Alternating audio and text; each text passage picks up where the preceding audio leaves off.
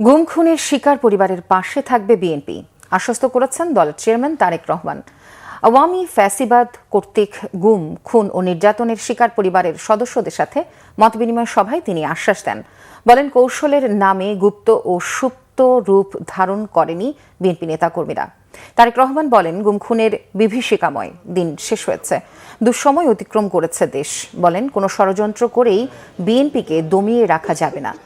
রাজধানীর চীন মৈত্রী সম্মেলন কেন্দ্রে আমরা বিএনপি পরিবার ও মায়ের ডাক এই মতবিনিময় সভার আয়োজন করে। মতবিনিময় সভায় গত ১৭ বছর গুম, খুন ও নির্যাতনের শিকার ব্যক্তিদের পরিবারের সদস্যরা তাদের সংগ্রামের কথা তুলে ধরেন। গুম থেকে ফিরে আসা ব্যক্তিরা তাদের অভিজ্ঞতার কথা ব্যক্ত করেন। এ সময় এক আবেগঘন পরিবেশ তৈরি হয়। গুম ইস্যুতে চলমান মামলাগুলোর দ্রুত নিষ্পত্তির প্রত্যাশা করেন তারা।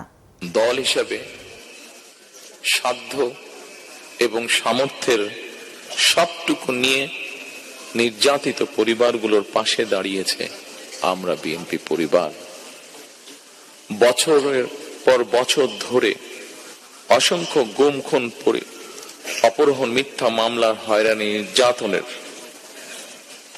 পরও বিএনপির একজন নেতাকর্মীও কিন্তু রাজপথ ছাড়েনি।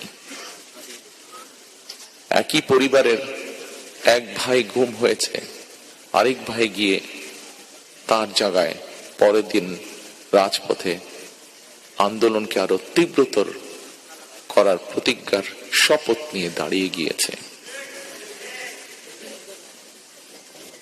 কৌশলের নামে গুপ্ত কিংবা সুপ্ত বেশ ধারণ করেনি বিএনপির কর্মীরা।